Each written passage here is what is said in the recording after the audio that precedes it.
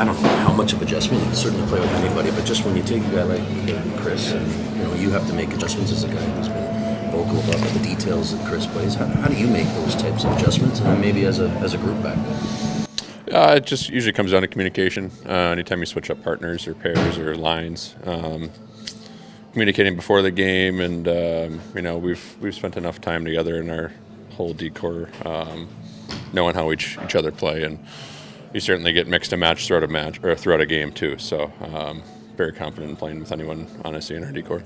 How did you feel with Carlo at practice, and how do you feel like you guys will complement each other? Yeah, good. Brando I've known his game a long time of just playing against each other in this division for over the many years, and he's just super steady, great stick, physical, complement each other well in that sense of being responsible defensively and trying to keep the puck out of our net. Just how big of a loss is Chris?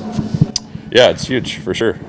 He's a leader on this team in more ways than one, and just not only with how he plays and his voice in the room, and been around the game a long time, and obviously we all know how hard Chris plays. So it's up to us, the rest of us collectively, to bring that attitude to the rink tonight and shift after shift, just like Tanny does. What do you think is key to getting the game back on track after a couple of performances?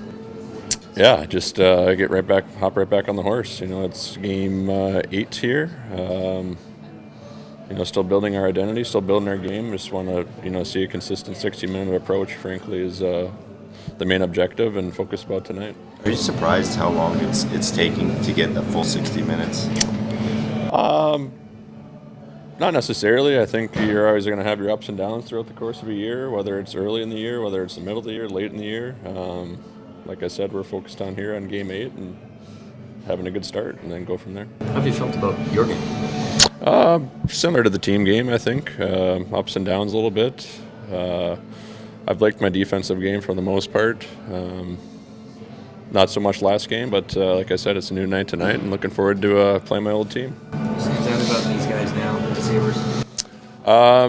Yeah, they're super skilled offensively. They got a ton of odd man rushes, and something that we've haven't been great at. So it's something that we need to be detailed with us defensemen, whether it's pinching on walls and our forwards reloading and just staying above and trying to get numbers back to counter their offense and their pressure and their skating ability, and one playing their end. It's been a while, but what's it like for you when you come back here? What sort of feelings or emotions come up when you walk in this building? Not as much as maybe the first couple of games. I saw a couple of the staff members that I still in touch with, and great people over there. So it's always fun to see them, and they knew me when I was 20 years old. So time flies, and it's good to catch up. And it's funny, some of them, I got 3 kids now. So it's good to see old faces, and it'll be nice to get 2 points out of here tonight. So when you look up front, I'm just curious, Matthews and Nylander, what do you like about how that might turn out for you guys tonight?